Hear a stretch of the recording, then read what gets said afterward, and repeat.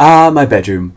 2 limp pillows, no headboard, sheets with holes in them, and a mattress barely off the ground.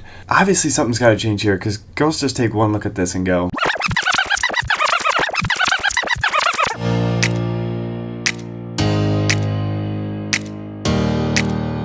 alright, so obviously I have to make a headboard, so I've decided to make it like the project I did here with the ripples, except it's going to be bigger, stronger, faster, more expensive. So in order to do that, first I need like a block of wood, like literally like a block. You're the slowest man alive. A block. Shut up, Dad. Shut up. In order to get this block of wood, I'm gonna have to take plywood and then cut it into strips, and like a lot of strips, like strip after strip after strip after strip after strip. So we have a lot of strips at the end of this, like a ton of strips. How many strips exactly? 193.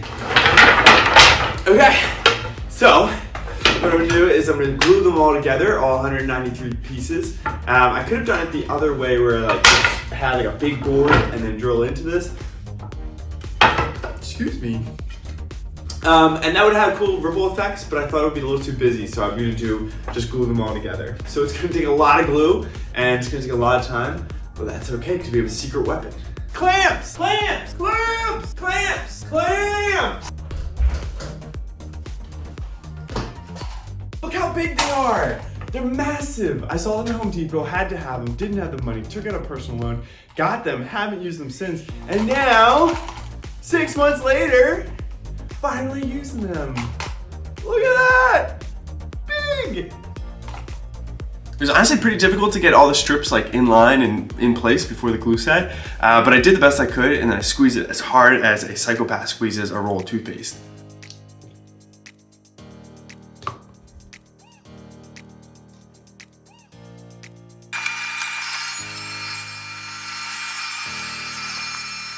Alright, in order to make this wood kind of more flat, I'm going to put it inside this machine. I don't really know what it does besides make the wood really flat. It goes in this side and then it comes out this side. I don't know what happens inside, but we're just going to give it a try. Yeah, so technically she's my cousin, but it's like pretty distant, so I just... Incoming!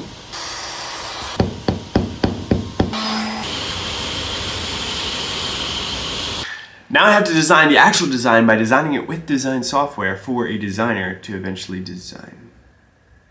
So I use VCarve, which is just a software, and I made circles. Yeah, nah, this whole thing is a circle, but not a real circle, more like a freaky circle. So the science behind waves and ripples is actually pretty cool. So you got a wave or ripple coming this way, right?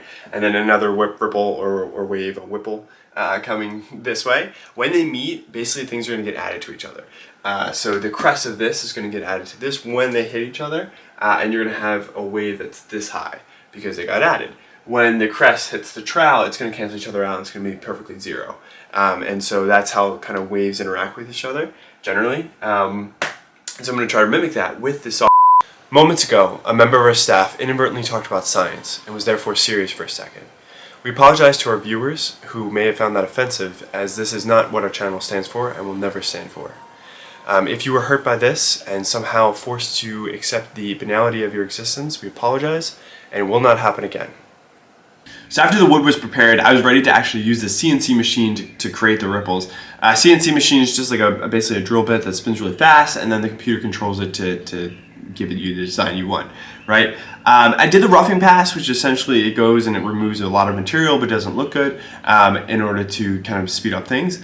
And then we came to the actual finishing pass where, you know, it goes a little bit slower and it figures out the exact patterns everything needs. And it was supposed to be like a 4-hour thing, and it became like a 3 or 4 day thing. There are essentially 3 problems that kind of came up. Number one is like the VCarve software that I designed it in joined the circles weirdly, and so the actual toolpath was all over the place. It was very inefficient, and it didn't go exactly where it needed to go. So that made everything longer when it should have been a lot shorter. Number 2, the Z value, basically how high it is, got messed up all the time. I didn't know where it was at some points. When I reset it at a different part of the board, so it had slightly different Z height. The V-carve software made it way deeper than it needed to go, and that also caused problems for number 3, which is the screws that I attached it to the table were in the path of the tool path because it was going so deep, and so the drill bit actually hit the screws, which of course threw everything off. It broke the drill bit a little bit, and then it caused everything to change. And so when I redid it, you have these deep gouges everywhere that shouldn't have been there. It made it really hard to finish up. All right, about after 20 hours on the ShopBot, this is what we have. I'm just going to take these spare pieces of wood that I had from making the thing. I'm going to make some backer coats for here to make sure that it's all sturdy, and then I'm going to take these guys and then put them behind the entire wood and make sure it's all nice and firm and supported.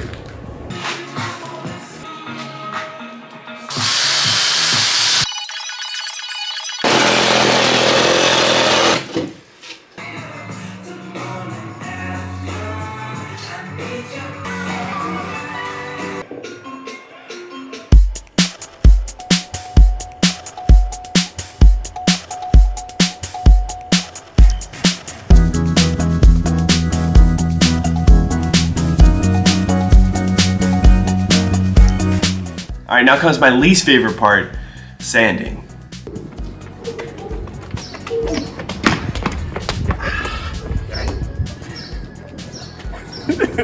Slowest man ever. Perfect.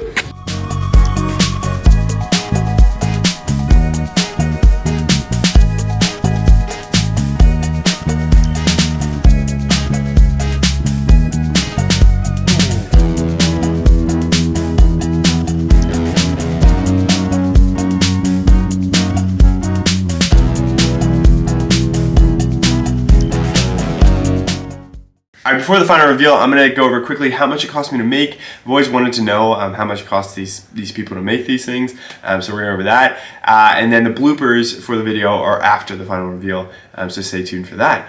And yeah, as always, please like, subscribe, and comment. It means a lot to me, and it would really help this very small channel grow, and I really appreciate it. For this project, it was kind of expensive, way more expensive than I thought, and I could have made it a lot cheaper. But number one, you had wood, so wood cost about $300. I could have made it a little bit cheaper by buying not at the place I had bought, but it was really easy for me to buy there. I don't own that ShopBot, the big CNC machine, and so that costs about $400 to rent.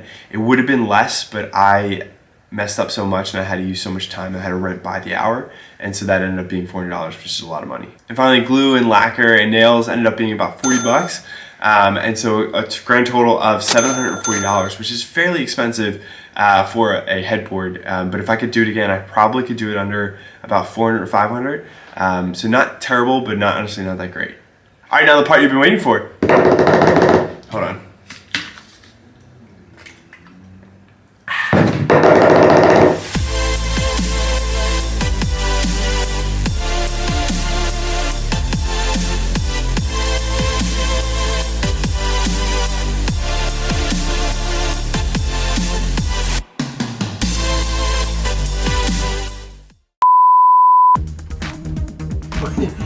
Running away. Wait, you guys were supposed to go to tan. I'm just gonna go over a few quick things.